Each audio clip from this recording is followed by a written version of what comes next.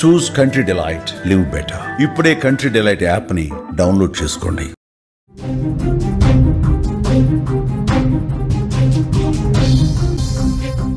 తెలంగాణ రాష్ట్ర వ్యాప్తంగా ఒకవైపు బతుకమ్మ పండుగ కోలాహలం, మరొక వైపు ఒక విషాదం.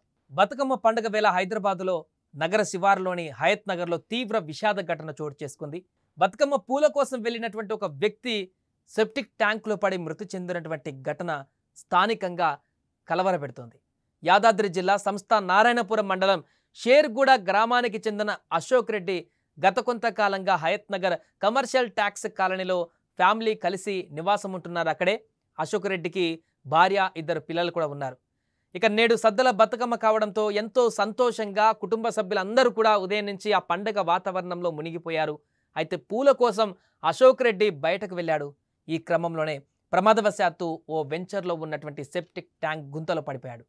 ఎవరు గమనించకపోవడంతో ఊపిరాడక ఆయన అక్కడే మృతి చెందాడు. అశోక్ రెడ్డి ఎంతసేపటికి ఇంటికి రాకపోవడంతో అప్పటికే పూలు తెస్తాడు కదా అని అన్ని ఏర్పాట్లు చేసుకున్నటువంటి ఆ ఆడబిడ్డ, ఇంట్లో ఉన్నటువంటి మిగతా కుటుంబ సభ్యులందరూ కూడా ఎంతో ఆతృతగా బయటకు వెళ్ళినటువంటి తన తండ్రి పూలతో పాటు వస్తాడు, ఇక్కడ బతుకమ్మ పేర్చుకొని అన్ని రకాల హంగులతో ఆడుకుందామని చెప్పేసి ఎంతో ఆతృతగా సంబరంగా ఎదురు చూస్తున్నటువంటి వారికి ఎంతకీ తిరిగి రాకపోవడంతో కొంత ఆందోళన మొదలైంది.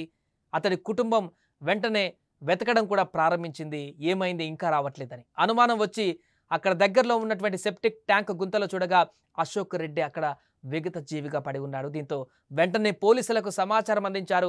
పోలీసులు ఘటనా స్థలానికి చేరుకొని సహాయక చర్యలు చేపట్టారు. హైడ్రా డిజాస్టర్ మేనేజ్మెంట్ టీం కూడా అక్కడికి చేరుకుంది. సెప్టిక్ ట్యాంక్ గుంతలో నుంచి అశోక్ రెడ్డి మృతదేహాన్ని బయటకు తీశారు.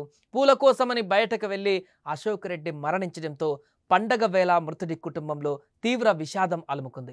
అశోక్ రెడ్డి మృతదేహాన్ని పట్టుకుని కుటుంబ సభ్యులు కన్నీరు మున్నీరుగా విలపించారు.